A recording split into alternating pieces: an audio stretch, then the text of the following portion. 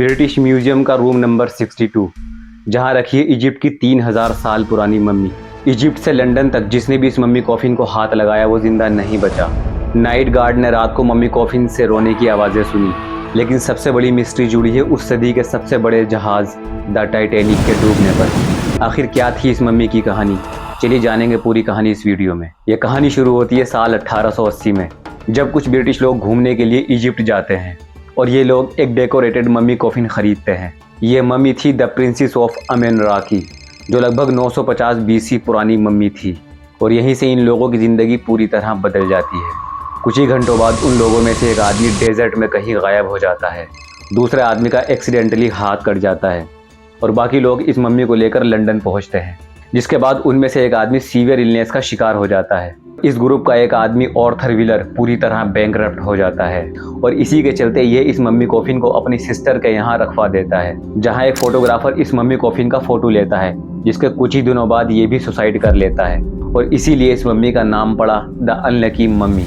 Wheeler की sister इस mummy के श्राप से बचने के लिए इसे ब्रिटिश ऑफ म्यूजियम को डोनेट कर देती है, लेकिन ये तो बस एक शुरुआत थी। म्यूजियम के नाइट गार्ड ने यह क्लेम किया कि इस मम्मी कॉफिन से रात को अजीब तरह की आवाज़ें सुनाई देती हैं और जो भी इस मम्मी के पास जाता है वो किसी न किसी परेशानी में आ जाता है, और इसी के चलते ब्रिटिश म्यूजियम ने भी इस मम्मी को बेचने का फैसला किया और एक अमेरिकन कलेक्टर ने इसे खरीद लिया। इस मम्मी को अमेरिका भेजने के लिए जहाज़ पर शिफ्ट किया गया और ये जहाज़ था द टाइटैनिक, जो 1912 में अपने पहले सफ़र में ही डूब गया था। क्या इसके पीछे भी इसी मम्मी का श्राप था? चलिए जानेंगे इस कहानी में आखिर कितनी सच्चाई है। 12 अप्रैल 1912 टाइटैनिक अपने पहले सफ़र पर न्यूयॉर्क के लिए निकलता है। इसके फर्स्ट क्लास स्मोकिंग रूम में 8 लोगों का एक group the meaning of life पर डिस्कस कर रहे हैं।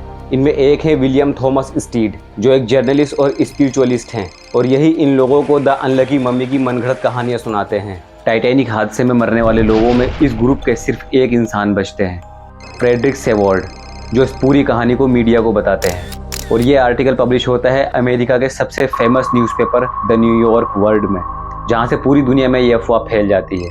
हालांकि टाइटैनिक प्रेसिडेंट मिस्टर चार्ल्स ने बताया कि टाइटैनिक कार्गो मैनिफेस्ट में कोई मम्मी थी ही नहीं, और इसी तरह ब्रिटिश म्यूजियम ने यह क्लेम किया कि ये मम्मी म्यूजियम से बाहर कभी गई ही नहीं। एक्चुअली इस कॉफिन में कोई मम्मी नहीं थी, ये सिर्फ एक खाली डेकोरेटेड कॉफिन लिड था, जो आज भी ब्रिटिश म्यूजियम में सेफ रखा हुआ है।